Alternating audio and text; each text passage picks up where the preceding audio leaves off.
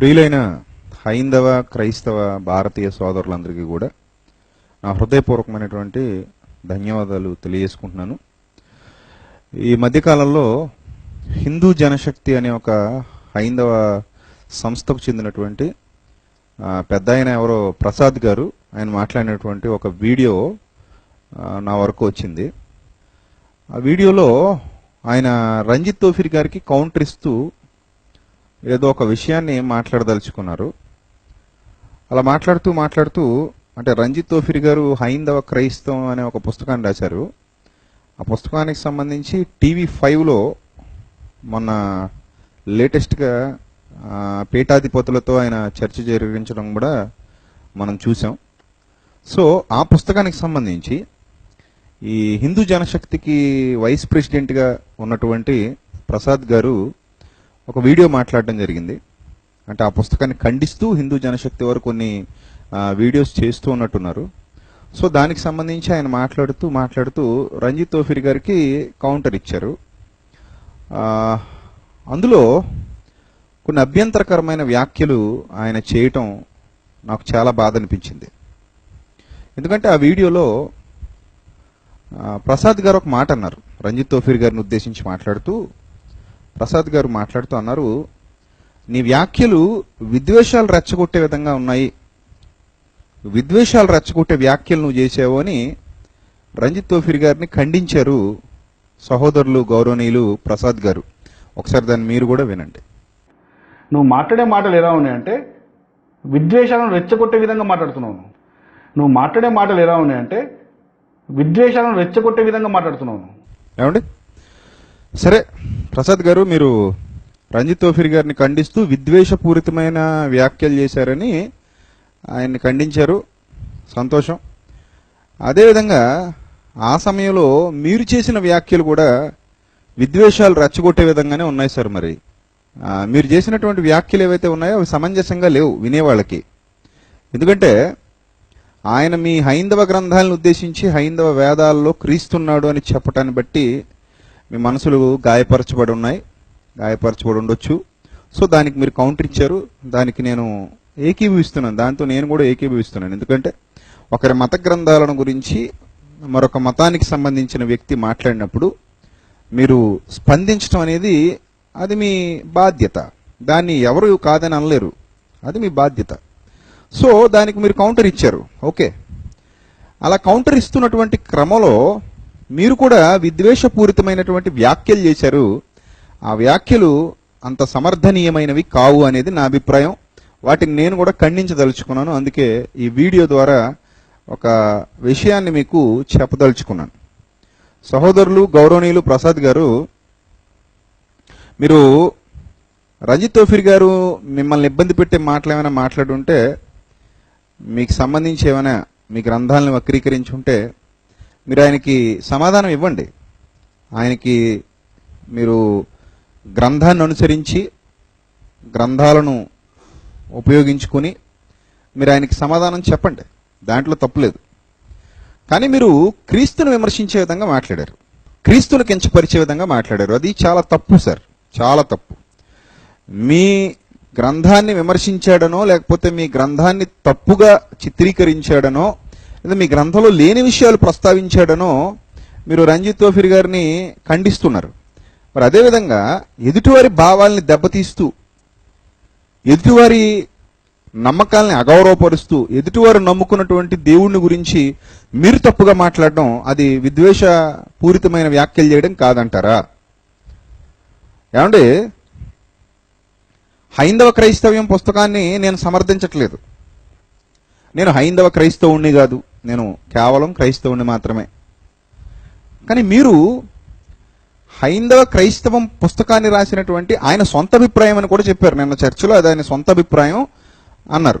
అది అందరి క్రైస్తవులకి సంబంధించింది కాదు, అది ఓఫిర్ గారి సొంత అభిప్రాయం మాత్రమే. సో మీరు ఓఫిర్ గారిని ఖండించండి, ఓఫిర్ గారిని మీరు అడగండి, ఓఫిర్ గారిని ప్రశ్నించండి. కానీ మీరు అప్పుడు ఒక భయంకరమైన వ్యాఖ్య చేశారు. ఆ వ్యాఖ్య ఏంటో ఒకసారి మీరు వినండి. వేల సంవత్సరాలుగా సమస్త మానవాళికి ఆదర్శమైన వ్యక్తి రాముడు.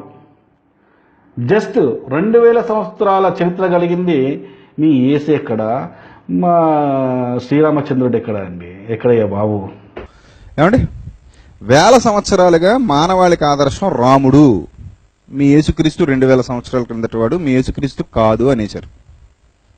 ఎవరైనా రాముడు లాంటి కొడుకు కావాలని కోరుకుంటారు, రాముడు లాంటి భర్త కావాలని కోరుకుంటారు, లేదా రాముడు లాంటి అన్నయ్య కావాలని కోరుకుంటారు, కానీ యేసులాంటి వాడు కావాలని ఎవడైనా కోరుకుంటాడా అన్నారు. ఏ తండ్రిని అడిగినా రాముడు లాంటి కొడుకు కావాలంటాడు. ఏ స్త్రీని అడిగినా రాముడు లాంటి భర్త కావాలని కోరుకుంటుంది. ఏ తమ్ముడిని అడిగినా రాముడు లాంటి అన్న కావాలని కావాలని కోరుకుంటాడు. కానీ పైన చెప్పిన ఎవరైనా యేసు లాంటి వాడు కావాలని ఎవరన్నా కోరుకుంటారా? ఏమండి, అక్కడితో ఆగలేదు, మరో మాట కూడా మీరు అన్నారు, అది కూడా వినండి. రామ రాజ్యం కావాలని కోరుకుంటారు, కానీ నీ యేసు రాజ్యం కావాలని మెడ మీద తలకాయ ఉన్నాడు అని కోరుకుంటాడా? ఎవడైనా రామరాజ్యం కావాలని కోరుకుంటాడు, కానీ మెడ మీద తలకాయ ఉన్నాడు ఎవడైనా యేసురాజ్యం కావాలని కోరుకుంటాడా అన్నారు. ఏమండి, ఇవన్నీ మీరు తెలిసి మాట్లాడారా, తెలియక మాట్లాడారా? ఒక వ్యక్తి మీద మీకు కోపం ఉన్నప్పుడు, ఒక వ్యక్తి మీ విషయంలో ఏదైనా తప్పు చేసినప్పుడు ఆ వ్యక్తిని మీరు ఖండించాలి, కానీ అనేక కోట్ల మంది విశ్వాసాలను కించపరిచే విధంగా క్రీస్తుని గురించి మీరు మాట్లాడడం అనేది చాలా పెద్ద తప్పు. కాబట్టే నేను ఇలా స్పందించాల్సి వస్తుంది. ఈ విషయం మీద మీరు ఏదైతే మానవాళికి ఆదర్శం రాముడు తప్ప క్రీస్తు కాదన్నారో దాన్ని నేను పూర్తిగా ఖండిస్తున్నాను. మానవాళికి ఆదర్శం రాముడు కానే కాదనేది నా అభిప్రాయం. మీ అభిప్రాయం ప్రకారం క్రీస్తు మానవాళికి ఆదర్శం కాదు. ఈ రెండు విషయాల్లో ఒకటే నిజం, రెండు నిజాలు కాదు. ఏమండి, మానవాళికి ఆదర్శం యేసుక్రీస్తు అని బలమైన విశ్వాసంలో నేను ఉన్నాను కాబట్టి, ఆ బలమైన విశ్వాసాన్ని నేను కలిగి ఉన్నాను కాబట్టి, అది నేను సంపాదించుకున్నాను కాబట్టి, రామభక్తుల కుటుంబంలో పుట్టినటువంటి నేను క్రీస్తును సొంత రక్షకుడిగా అంగీకరించడం జరిగింది. ఇప్పుడు మీరు వచ్చి మానవాళికి ఆదర్శం క్రీస్తు కాదు రాముడే అని అంటే, రాముడు ఒక భారతదేశానికి సంబంధించిన ఆయనగా కనబడుతున్నారు. ఆయన భారతదేశంలో, మన ఇండియాలో కొందరి చేత ఆయన కొలవబడుతున్నారు. కానీ క్రీస్తు సర్వ ప్రపంచంలో అనేక దేశాలలో చాలా మంది చేత కొలవబడుతున్నాడు. ఇది ఎవరి విశ్వాసం వాళ్ళది. అటు రాముడిని విశ్వసించిన వాళ్ళు కానివ్వండి, ఇటు క్రీస్తుని విశ్వసించిన వాళ్ళు కానివ్వండి, ఎవరి విశ్వాసం వాళ్ళది. క్రైస్తవుల విశ్వాసం క్రైస్తవులది, హైందవుల విశ్వాసం హైందవులది. సో మీరు ఆ విశ్వాసం జోలికి వచ్చి అనేక కోట్ల మంది విశ్వసిస్తున్నటువంటి క్రీస్తుని గురించి మానవాళికి ఆయన ఆదర్శం కాదు అని సులువుగా ఒక మాట అనేశారు. దాన్ని మీరు నిరూపించుకోగలరా? దాన్ని నిరూపించుకోగలిగేంతటి ధైర్యం, సబ్జెక్టు మీ దగ్గర ఉన్నాయా? దాన్ని నిరూపించుకోవడానికి మీరు సంసిద్ధత వ్యక్తం చేస్తున్నారా? మీకు చిత్తశుద్ధి ఉంటే, మీరు నిజంగా హైందవ ధర్మానికి కట్టుబడి మాట మీద నిలబడే వ్యక్తులే అయితే దయచేసి దాన్ని మీరు నిరూపించుకోవటానికి సిద్ధపడాలని కోరుతున్నాను. ఏమండి, రాముడు మానవాళికి ఆదర్శం అన్నారు. మన భారతదేశంలో ఒక టీవీ ఛానల్లో ప్రముఖ దర్శకులు రామ్ గోపాల్ వర్మ గారు రాముడిని ఉద్దేశించి చేసినటువంటి వ్యాఖ్యలు ఒకసారి మీరు వినండి. రాముడు మంచి బాలుడు. అది రాముడు మంచి బాలుడు. ఎక్కువ ఎందుకు మంచి బాలుడు ఎంతవరకు అర్థం కాదు. రాముడు ఇప్పుడు శూర్పణఖ అని ఒక స్త్రీ తను కోరి వచ్చింది, ముక్కు కోసేది. అది అంటే అందవికారం అంటే అంతకుముందు అందంగా ఉండాలి కదా. ముక్కు కోస్తే ఏమవుతుంది? లేకపోతే అంతకుముందే అందవికారంగా ఉంటే ముక్కు కోసిన మాత్రం మళ్ళీ ఇంకా పెరగదు వికారం. సో మనం ఈవ్టీజ్ చేస్తున్నాం, ఒక అమ్మాయిని ఇలా అంటున్నాం అంటే మన సమాజంలో ఇప్పుడు ప్రాస్టిట్యూట్స్ కూడా లా ప్రకారం గౌరవంగా చూడాలి, మనం కించపరిచి చూడకూడదు. ఎందుకంటే వాళ్ళు ఎందుకు ఏదో ఆ కారణాలు ఏదో రకరకాలు ఉంటాయి. సో ఒక స్త్రీ తన కంటి ముందు ముక్కు కోస్తా ఉంటే చూస్తే అది మంచి బలుడు ఇంటి దాంట్లో ముందు రాగానే కోసేలేదు. ఫస్ట్ ఏం చేసింది చెప్పండి. ఫస్ట్ వెళ్ళమన్నాడు. ఇప్పుడు ఒక అమ్మాయి వచ్చిందండి నా దగ్గరికి, నేను కలవనన్నాను, మళ్ళీ వచ్చింది కలనంటే ముక్కు కోసేస్తే ఊరుకుంటారా? ఇప్పుడు మీకు చట్టపరంగా అది కాదు, ఎథికల్ అంటున్నా. మీ చట్టం పక్కన పెట్టండి. ఎథికల్ గా కేవలం ఒక హ్యూమన్ యాంగిల్లో ఒక అమ్మాయి అలా వస్తే ముక్కు కోసేస్తారా అంటున్నా. మీరు చెప్పండి. నేను కోయను. ఎవ్వరూ కోయరు. మీరు రాముడు తప్ప నాకు తెలిసి, రాముడు ఆర్డర్ మీద లక్ష్మణుడు తప్పితే ఎవ్వరూ కోయరు. తాలిబాన్ కు వస్తారు. కాబట్టి రాముడు మరి తాలిబాన్ లా అది కాదు నేను అడుగుతున్నా. అదే చూసారండి, ఆయన మాట్లాడుతూ ఏమంటున్నారు? రాముడిని ఒక తాలిబాన్తో పోలుస్తున్నాడు. అంటే ఆయనకు అలాగ అర్థమయ్యాడు. ముందు అది కాదు అని నిరూపించే ప్రయత్నం మీరు చేయాలి. రామ్ గోపాల్ వర్మ గారికి కౌంటర్ ఇవ్వాలి. ఎందుకంటే అందాల రాముడు ఎందువలన దేవుడు అని ఓఫిర్ గారు మాట్లాడారని మీకు బాధ కలిగింది. ఇప్పుడు ఓఫిర్ గారు రాముడిని కించపరచలేదే, రాముడిని అవమానపరచలేదు కదా.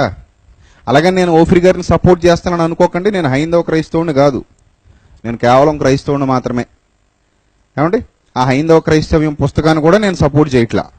వేదాల్లో క్రీస్తున్నాడు అనే అంశాన్ని కూడా నేను సపోర్ట్ చేయట్లా. నేను ఆల్రెడీ మాట్లాడాను, యూట్యూబ్లో మీరు చూసే ఉంటారు.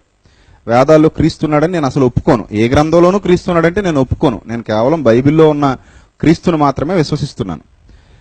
అలాని రంజిత్ తోఫిర్ గారు చేసినటువంటి వ్యాఖ్య గురించి మాట్లాడదలుచుకుంటే, ఆయన అందాల రాముడు ఎందువలన దేవుడు అని మీకు సపోర్టివ్గానే మాట్లాడినట్టున్నాడు. అది మీరు తేల్చుకోండి, నాకు అనవసరం. కానీ ఇక్కడ రామ్ గోపాల్ వర్మ గారు క్లియర్గా మాట్లాడారు. ఆ శూర్పణఖ అనే ఆమె ముక్కు కోసేసినందుకు ఆయన్ని ఒక తాలిబాన్తో పోల్చి ఆయన అసలు కరెక్ట్ కాదన్నట్టుగా మాట్లాడారు. సో ఫస్ట్ మీరు కౌంటర్ ఇవ్వదలుచుకుంటే ఆయనకి ఇవ్వాలి. ఆయనకిచ్చి మీ రాముడు ఏ విధంగా గొప్పవాడో రామ్ గోపాల్ వర్మ గారికి ఫస్ట్ తెలియజేయాలి. ఎందుకంటే ఆయన ప్రముఖ దర్శకుడు, ఓఫిర్ గారి కంటే ఎక్కువ ఫాలోయింగ్ ఉన్న వ్యక్తి ప్రపంచవ్యాప్తంగా. ఏమండి, కాబట్టి ముందు మీరు ఆయనకి కౌంటర్ ఇచ్చి ఉండాలి. కానీ మీరు ఇవ్వాల. మరి ఎందుకు ఇవ్వలేదో అది మీకే తెలియాలి. రెండో పాయింట్ ఏంటంటే, యోగి వేమన గారు కొన్ని పద్యాలు రాశారు. ఆ వేమన గారి శతకంలో ఒక పద్యం ఉందండి. ఆ పద్యం నేను చదివి వినిపిస్తున్నాను. ప్రసాద్ గారు దయచేసి మీరు వినాలని కోరుతున్నాను.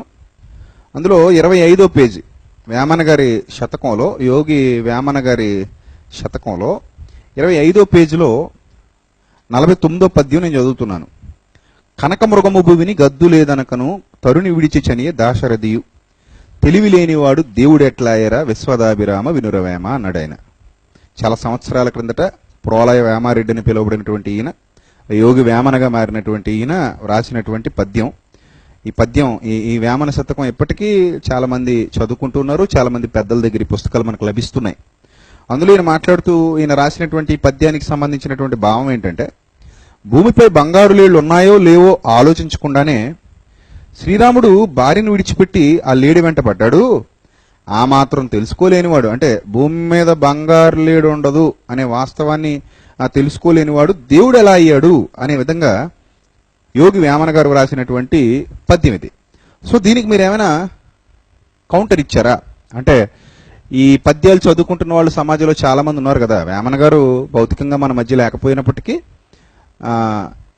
చాలా మంది ఆయన పద్యాలు చదువుకుంటున్న వాళ్ళు ఉన్నారు కదా. నేటికి 100 సంవత్సరాలుగా ఆయన పద్యాలు చదువుతున్నారు కదా. మరి వాళ్ళకి మీరేమైనా ఇది కాదు విషయం ఇది అని చెప్పగలిగారా? మరి మానవాళికి ఆదర్శం అని మీరు అంటున్నారు, వేమన గారు మొత్తానికి ఆయన దేవుడే కాదు అంటున్నాడు. మానవాళికి ఆదర్శం అని మీరు అంటున్నారు, ఆయన తాలిబాన్తో పోలుస్తున్నారు ఒక రామ్ గోపాల్ వర్మ గారు. కాబట్టి మీరు మొదట చేయాల్సిన పని మానేసి క్రీస్తును డైరెక్ట్గా టార్గెట్ చేసి క్రీస్తు మానవాళికి ఆదర్శం కాదు అని మీరు వ్యాఖ్యలు చేయడం, అది విద్వేషాలు రెచ్చగొట్టడం కాదంటారా? ప్రసాద్ గారు మీరు దయచేసి చెప్పాలి. ఇక రెండో పాయింట్ ఏంటంటే, మీరు మాట్లాడుతూ రాముడు లాంటి భర్త కావాలని కోరుకుంటారు కానీ అన్నారు. వాస్తవానికి రామాయణంలో వ్రాయబడినది మీరు చదివారో చదవలేదో నాకు తెలీదు. మరి నేనైతే వాల్మీకి రామాయణం చదువుతున్నాను. ఆ రామాయణంలో వ్రాయబడిన వాస్తవాలు సరిగా మీరు అర్థం చేసుకుంటే రాముడు లాంటి భర్త కావాలని ఇప్పుడున్న స్త్రీలు అయితే కోరుకోరేమో అని నాకు అనిపిస్తుంది. ఎందుకంటే ఆయన చేసినటువంటి వ్యాఖ్యలు, చివరి ఘట్టంలో ఆయన చేసినటువంటి వ్యాఖ్యలు కానివ్వండి, మధ్యలో ఆయన మాట్లాడినటువంటి విధానం కానివ్వండి, అంత ఆమోదయోగ్యంగా నాకైతే అనిపించలేదు. ఇది నా అభిప్రాయం మాత్రమే. సో రాముడు లాంటి భర్త కావాలని కోరుకుంటారు కానీ అని మీరు అన్నారు. అలాగే రాముడు లాంటి కొడుకు కావాలని కోరుకుంటారు కానీ అన్నారు. అలాగే రాముడు లాంటి అన్న కావాలని కోరుకుంటారు కానీ అన్నారు. ఈ 3 విషయాల్లో కూడా నేను మీతో ఏకీభవించట్లేదు. రాముడు లాంటి భర్త కావాలని, రాముడు లాంటి అన్న కావాలని, రాముడు లాంటి కొడుకు కావాలని కానీ మానవాళి కోరుకుంటుంది అనే విషయాలతో నేను మీతో ఏకీభవించట్లేదు. ఈ విషయంలో మీరు ఏమైనా చర్చకు సిద్ధపడగలరా? మీరు ఎందుకంటే క్రీస్తు మీద వ్యాఖ్యలు చేశారు కాబట్టి. ఇక మూడో పాయింట్, ఎవడైనా రామరాజ్యం కావాలని కోరుకుంటాడు కానీ యేసురాజ్యం కావాలని కోరుకుంటాడా? మెడకాయ మీద తలకాయ ఉన్నోడు ఎవడైనా అని మీరు ప్రశ్నించారు. అసలు రామరాజ్యం గురించి మీకేం తెలుసు? మీరేం చదువుకున్నారో మరి నాకు తెలీదు. కానీ యేసు రాజ్యం గురించి నాకు తెలుసు. యేసు రాజ్యం యొక్క పరిస్థితులు, ఆయన రాజ్యం ఎలా ఉంటుంది, ఎలా ఉండబోతుంది అనే వాస్తవాలు దైవగ్రంథం తెలియజేసింది.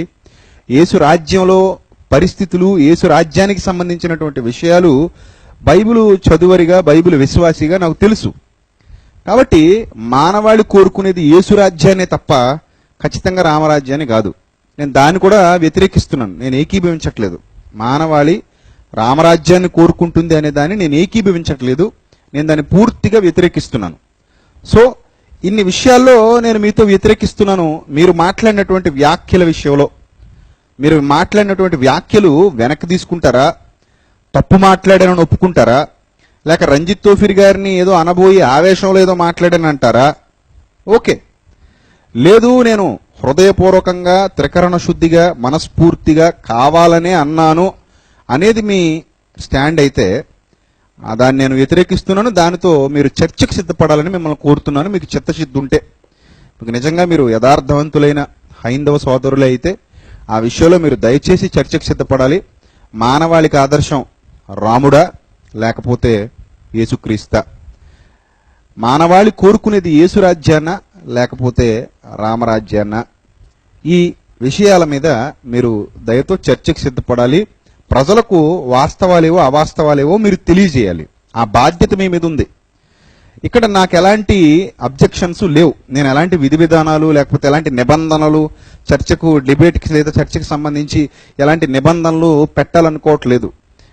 కేవలం ఈ విషయం మీద పరస్పర అవగాహన కోసం, ప్రజలకు అవగాహన కలిగించడం కోసం మాట్లాడదాం అంటున్నాను. దానికి మీరు ఒప్పుకుంటారని అనుకుంటున్నాను. లేదు, మీరు సంస్కృత రామాయణంతో మాట్లాడండి, సంస్కృత రామాయణం తీసుకురండి, తెలుగు రామాయణం మాకు వద్దు అని కూడా మీరు అంటున్నారని నేను విన్నాను. ఒక విషయాన్ని ఆలోచన చేయండి ప్రసాద్ గారు, హిందూ జనశక్తికి సంబంధించినటువంటి ప్రసాద్ గారు. సంస్కృత రామాయణాన్నే తెలుగులోకి అనువదించారు. అనువాదంలో ఏమైనా లోపాలు ఉంటే సంస్కృత పండితుడిని కూర్చోబెట్టుకుందాం. ఎందుకంటే నాకు కూడా సంస్కృతం మీద అంత పట్టు లేదు, నాకు అవగాహన లేదు. కాబట్టి సంస్కృత పండితుడిని కూర్చోబెట్టుకుందాం. నాకు తెలిసిన శర్మ గారని ఒక సంస్కృత పండితుడు ఉన్నాడు, ఆయన్ని నేను తీసుకొస్తాను. మీరు కూడా ఎవరైనా సంస్కృత పండితులు ఉంటే తీసుకొచ్చి కూర్చోబెట్టొచ్చు. ఒకవేళ వాల్మీకి రామాయణానికి సంబంధించి సంస్కృతంలో, అంటే సంస్కృత రామాయణంలో లేనిది ఏదైనా వాల్మీకి రామాయణంలో పొందుపరిస్తే గనక దాన్ని ఆ పండితులు పెద్దలు మన పక్కనే కూర్చొని తెలియజేస్తారు. దానికి కూడా ఎలాంటి ప్రాబ్లం లేదు. లేదు మీరు సంస్కృతంలోనే మాట్లాడాలని అంటే అది మీరు తప్పించుకోవడానికి చేసే ప్రయత్నం అని ప్రజలు అనుకుంటారు. కాబట్టి తెలుగు వాల్మీకి రామాయణం, తెలుగు బైబిల్ నుంచి మీరు చేసిన వ్యాఖ్యలను అనుసరించి మానవాళికి ఆదర్శం రాముడా క్రీస్తా అనే అంశం మీద మనం మాట్లాడితే బాగుంటుంది అనుకుంటున్నాను. లేదా మీ వ్యాఖ్యలు వెనక్కి తీసుకున్నా నో ప్రాబ్లం.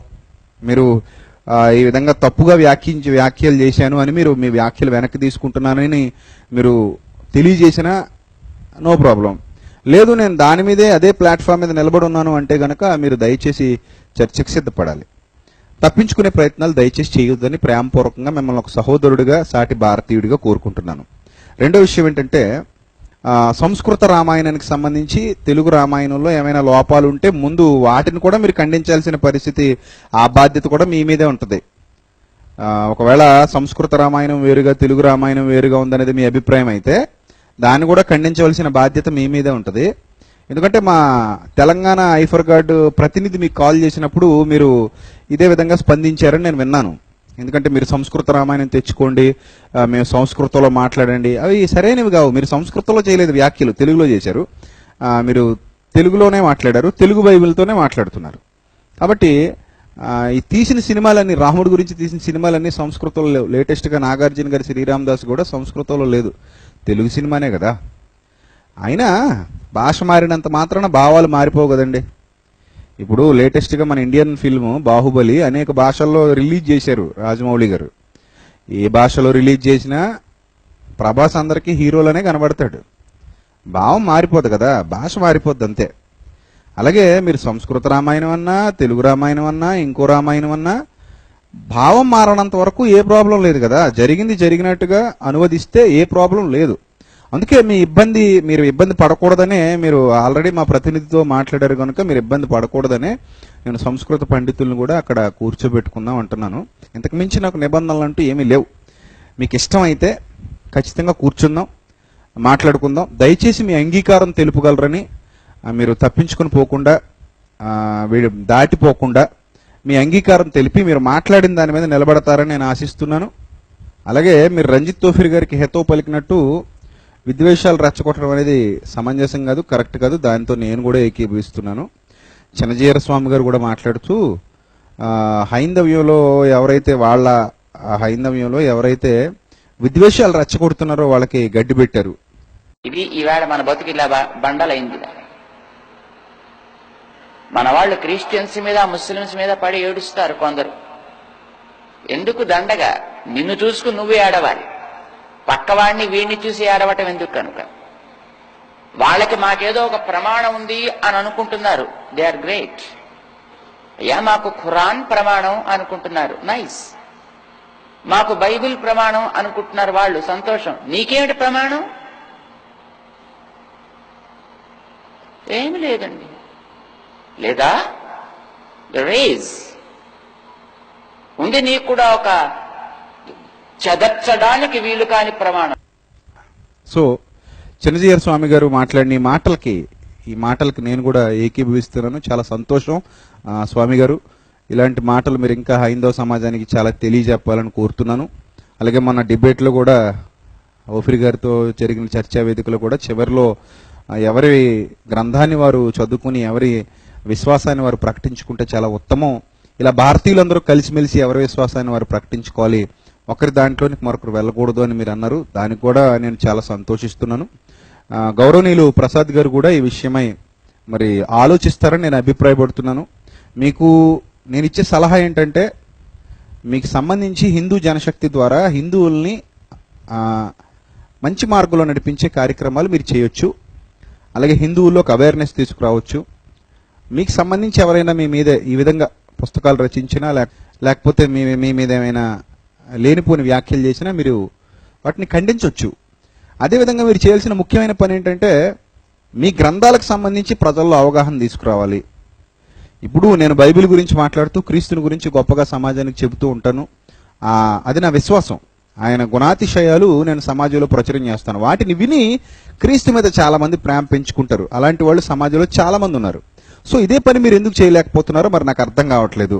రాముని గురించి కానివ్వండి, కృష్ణుని గురించి కానివ్వండి, ఇంకా ఎవరైతే ఉన్నారో దేవతలు, దేవుళ్ళు, వాళ్ళ గురించి మీరు ఇంకా గొప్పగా గ్రంథాల్లో ఉన్నవి చూపించటం వల్ల, హిందూ జనశక్తి ద్వారా యూట్యూబ్ ఛానల్లో మీరు మాట్లాడడం వల్ల చాలా మంది వాళ్ళలో ఉన్న మంచి భావాలకు ఆకర్షింపబడి వాళ్ళను ప్రేమిస్తారు, వాళ్ళను ఆరాధిస్తారు, వాళ్ళను పూజిస్తారు, వాళ్ళని కొలుస్తారు. వారి యొక్క గుణాతి మీరు ప్రచురం చేయడం ద్వారా అది మానేసి మీరు క్రీస్తును రామునితో కంపేర్ చేసి విమర్శించడం అనేది ఆమోదయోగ్యమైన విషయం కాదు. గౌరవనీయులు ప్రసాద్ గారికి నేను మరలా చివరిగా చెప్పేది ఒకటే, మీకు చిత్తశుద్ధి ఉంటే మీరు యథార్థంగా మీ మాట మీద నిలబడేవారే అయితే మీరు మాట్లాడిన మాటకి మీరు నిలబడండి.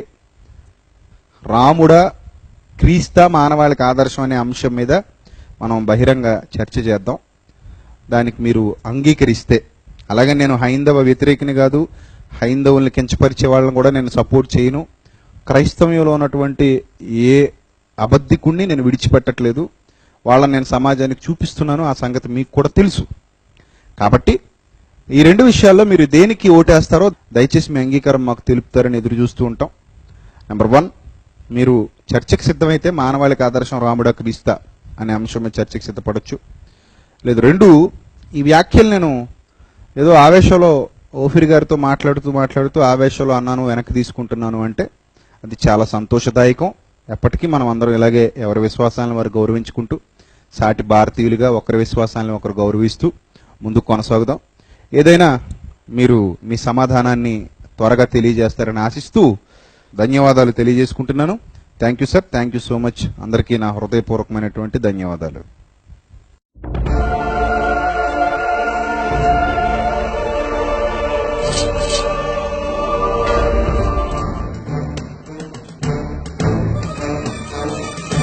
ఆది నీవే, అంతం నీవే, ప్రభవం నీవే, ప్రళయం నీవే, అల్ఫయు నీవే, ఓమఘయు నీవే, విలయం నీవే, స్థిర నిలయం నీవే, గగనం భువనం సకలం నీవే, జగతిని నడిపే జ్యోతివి నీవే. సమరం అమరం సర్వము నీవే, అన్ని నామాలు ప్రణమిల్లే సర్వోన్నత నామం నీవే, సర్వోన్నత నామం నీవే.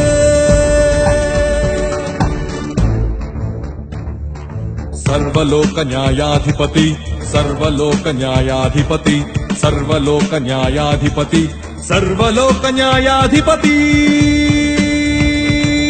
సర్వలోక న్యాయాధిపతి వాకిట నిలిచియున్నాడు. జనములందరికి ఫలమిచ్చుటకు తీర్పు తీర్చబోతున్నాడు.